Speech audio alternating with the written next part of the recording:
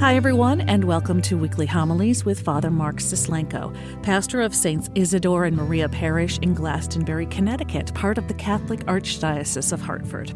I'm Carol Vassar, Parish Director of Communications, and you are listening to Episode 7 of Season 5 for the third Sunday in Ordinary Time, January 23rd, 2022. Our Gospel reading is from Luke, chapter 1, verses 1 through 4, and chapter 4, verses 14 through 21.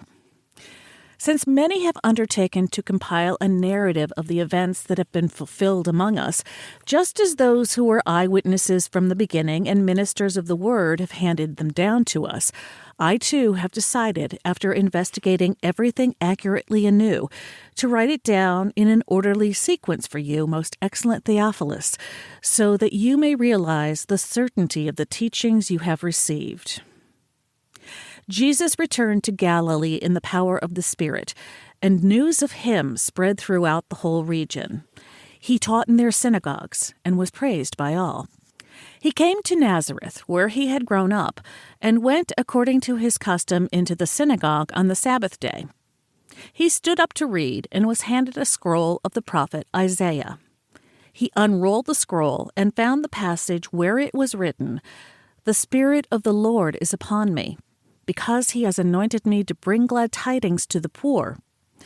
He has sent me to proclaim liberty to captives and recovery of sight to the blind, to let the oppressed go free, and to proclaim a year acceptable to the Lord." Rolling up the scroll, he handed it back to the attendant and sat down, and the eyes of all in the synagogue looked intently at him. He said to them, "Today this scripture passage is fulfilled in your hearing." The Gospel of the Lord. We discover a greater depth of human experience when we allow ourselves to be exposed to some of the great wonders of the world and its masters. There is something that is stirred within us whenever and however we can begin to drink deeply of all that has gone before us, depending on our means to do so, and benefit from the talent and the wisdom of what has gone before. Something stirs within a human heart when they walk into the Sistine Chapel and are able to partake in and view and absorb the magnificence of Michelangelo's renderings. We are brought to a different place. We're able to walk amidst the Roman ruins, to see things as they were constructed centuries before, to marvel at some of the great architecture throughout all of Italy and other places, to be face to face with the Cathedral of Sagrada Familia in Spain, or to walk amongst the Egyptian pyramids, to be able to wonder at what life could have been like as we view the Aztec ruins, or to be caught up in a work done by Picasso, the writings of E.E. Cummings, his poems, and a work by C.S. Lewis. We can still today marvel at the wisdom of Plato, the work of Aristotle. And our human journey today is still influenced by these masters who lived long ago. Their contributions to our human experience are immeasurable. We listen to a composition by Beethoven, a work by Bach, and we wonder and stand in awe of how all of the components meticulously are woven together. And then we step back and we begin to try to understand the lives of these very talented individuals, these masters. And it doesn't take much to realize that their journeys, for the most part, were not easy ones, that they encountered some very difficult obstacles. They faced challenges that you and I would never have to encounter, but they persevered, and they were able to produce these beautiful artistic pieces. We can imagine Michelangelo painting the Sistine Chapel, the depth of patience, the amount of love and determination that went into the completion of that work. How many countless hours of time and devotion. The inner struggle that must have gone on in Picasso before he produced one of his works. The thought process and what was happening in E.E. Cummings before he penned a poem.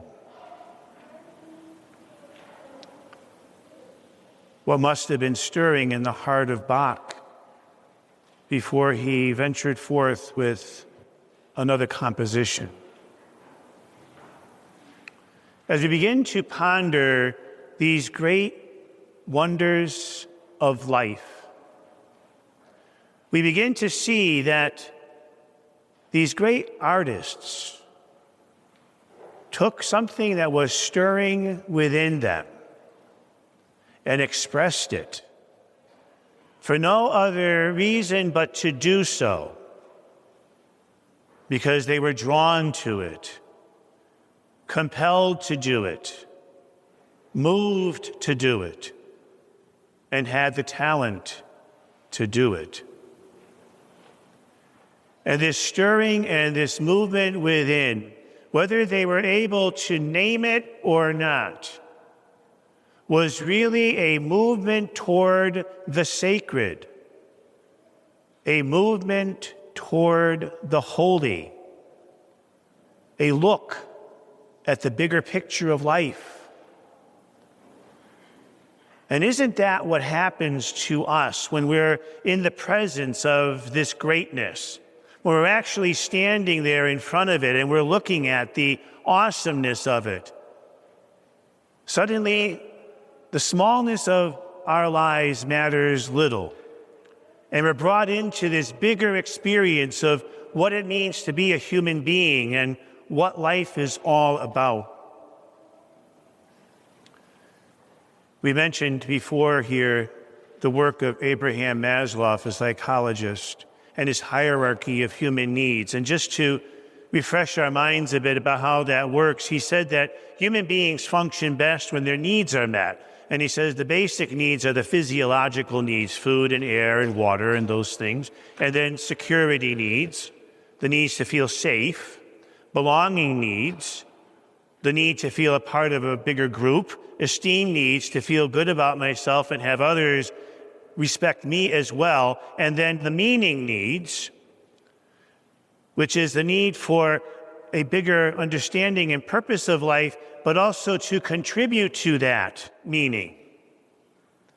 And in his later works, he pushes it to a big word called transcendence, that a person has to transcend themselves. So in other words, ironically, all of that work we've done to meet these needs, we need to leave those and move on to do something else, to invest ourselves in this greater human experience, to leave our contribution just because, for no merit or return back, to participate in this bigger picture of life, that we lose a sense of ourselves unless we leave ourselves to participate in this bigger picture of life, transcendence.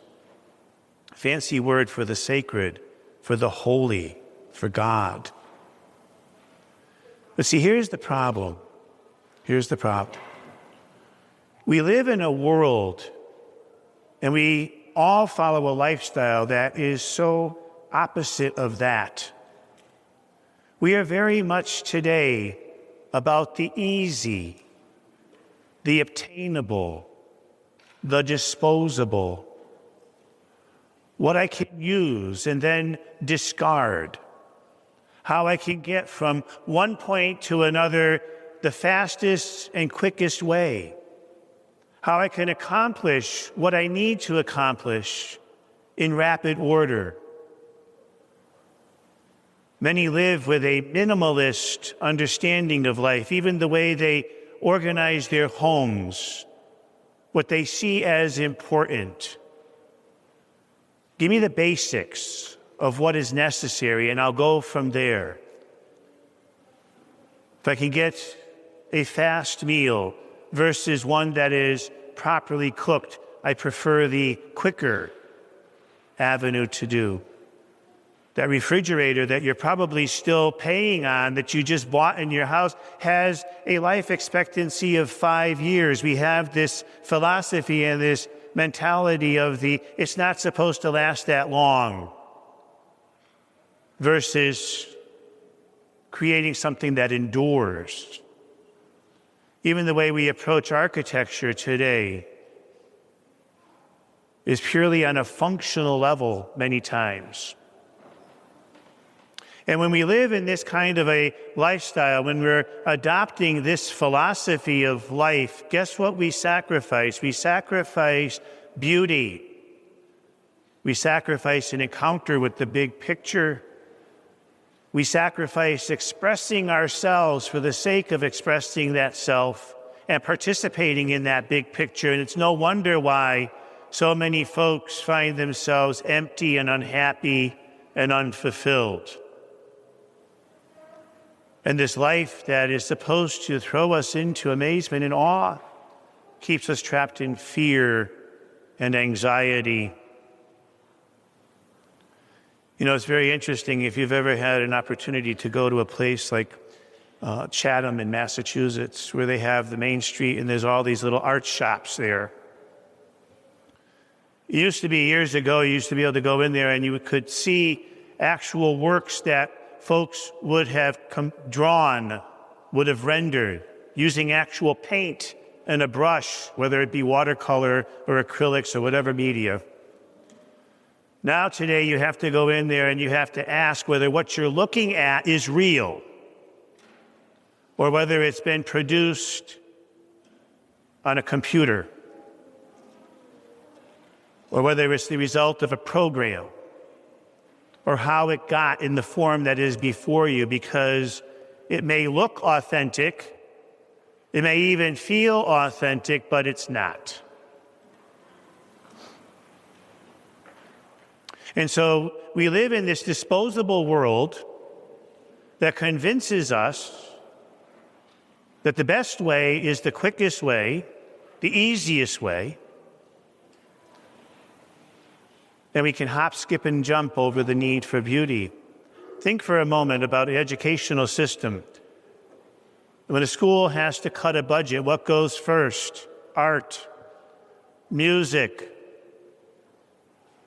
When was the last time we ever heard the virtues of philosophy expounded upon in a school?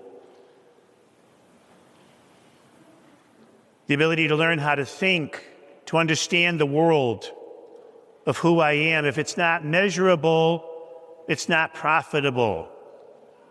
If it can't be put on a multiple choice test and then graded appropriately to judge whether the student has learned the material and the teacher has done their job, then it's not useful. And so walking through this very sterile world, we lose the wonder of it all. And here's a question for us today. When was the last time you experienced amazement, wonder, awe? Amazement, wonder, awe. If you're anything like me, you're having a hard time identifying that moment, because life becomes so rigid. It becomes very predictable. And we lose a sense of that big picture. You know, Jesus, when he stood in that synagogue, he was the guy down the street, the carpenter's son. And he stood up to do a reading, just like Elizabeth did today. She stood up and did the readings that we're so used to hearing. There was nothing different about that passage from the prophet Isaiah. Jesus didn't write it. He read it. And as the people gathered there, listened to what he was saying, they were intent. So whatever happened in that experience caused them to think differently about this carpenter's son that they just passed 5 minutes down the road before they came into that building. There was a conviction behind it. They were intrigued. And let's say, yes, they were in awe and amazed at this man before them. And they wanted to know more. They wanted to know more about him. Just like we look at Michelangelo's work, or Picasso, or Bach, or Beethoven. Everyone saw them at one point or another in their lives as just that guy down the street. But look what they did. We don't really know the depths of what is going on inside of us and what we can contribute out, the impact that we can have on that bigger picture. We're afraid. See, Jesus shows us the beauty, the magnificence, the tenderness, and the wonder of God, as God is. And it's no wonder that along the way, people were drawn to him because they saw something different. So here's our challenge this week. To take our nose from below and put it above, to look out, to see that bigger picture of life, to stop for a moment in all of the scurrying and the busyness of our life and just drink it all in. And to see the wonder, the beauty, the magnificence of God and creation and people. To be taken up in awe of life's goodness. And then to realize that the true secret to happiness, the true secret to meaning, is to participate in that big picture and to see Jesus Christ as the perfect image of God, as the way, the truth, and the life, and the means to that end. Father Mark Stislenko is the pastor of Saints Isidore and Maria Parish in Glastonbury, Connecticut. Learn more about our parish community at isidoreandmaria.org and follow us on social media, Facebook, Twitter, and Instagram. Our music comes free of charge from Blue Dot Sessions in Fall River, Massachusetts. I'm Carol Vassar. Thanks for listening.